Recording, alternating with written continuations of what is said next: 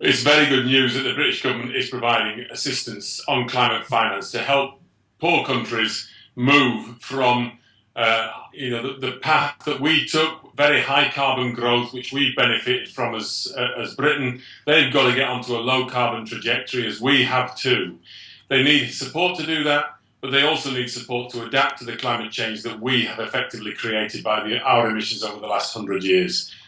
But we also need to make sure, obviously, that any money that's going through the Department for International Development is money that's going to be used for poverty reduction as well as for preventing climate change. So we want to see that focus on where poor people are.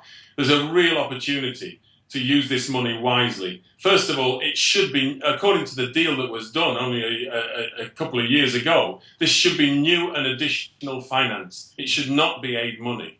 Already developing countries are having to accept that this is effectively aid money which is being diverted into climate finance. So that's first a big problem, but up till now they've been prepared to swallow that.